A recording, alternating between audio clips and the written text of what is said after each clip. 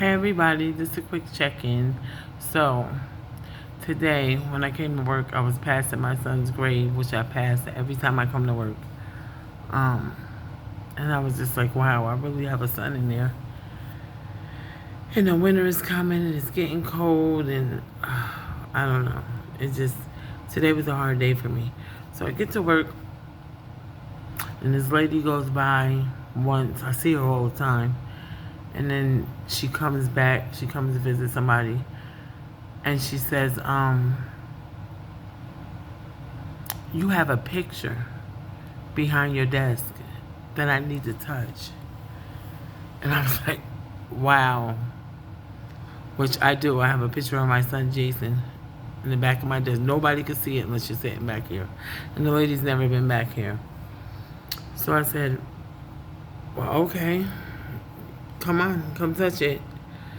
So when she touched his picture, she turned to me and said, Mom, I love you. And she just wrapped her arms around me. And she said, he's worried about you. And he's okay. But he's worried about you. And she began to cry. And she said, don't think I'm crazy. She said, I don't even want to. I told her, go ahead. I need to know. I know a lot of people are against it. But you know what? If my son had a message for me, I need it.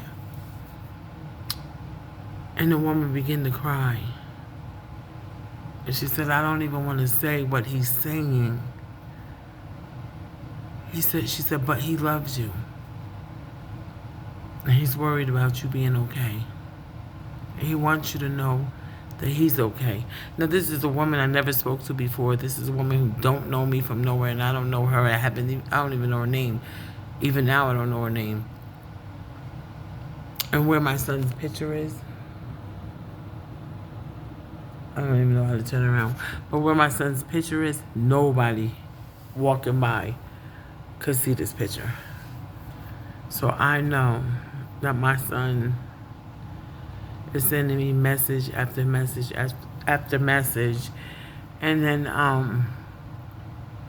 when I went to get a biopsy done, this nurse that was in the room, she was a student, and she just kept staring at me. And I said, why is this lady staring at me? So she says, I want to say something to you, but I don't want to ruin your day. And I'm like, my days have been ruined plenty of times, just tell me.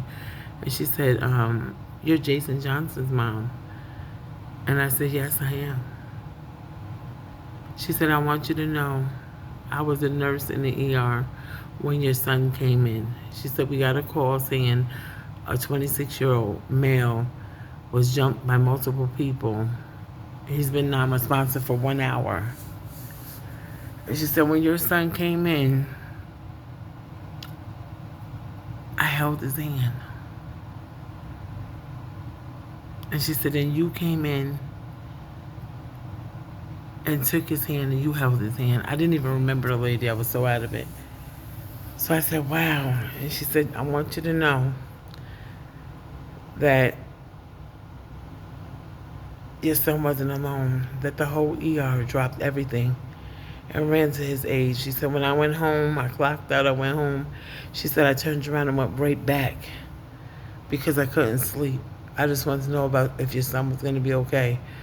But we knew he wasn't going to be okay because we knew he was non-responsive. He was really dead for 1 hour, and they brought him back.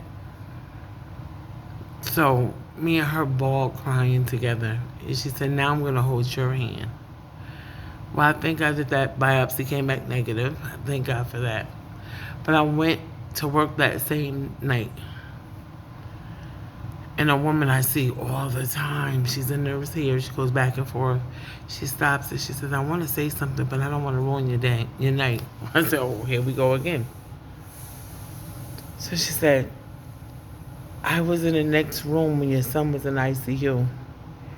And the moment he died, she said, I heard your cry from the pit of your soul. She said, you made me cry so bad. She said, I felt your pain.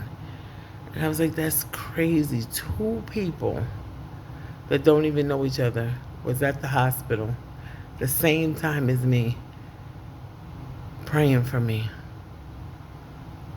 And it's how ironic. I go for a biopsy and I meet the nurse who first attended to my son. I come to work, I meet a nurse who was in the very next room and heard my cry. When I tell you, justice is coming and my son is sending me signs. I love y'all. Keep praying for me.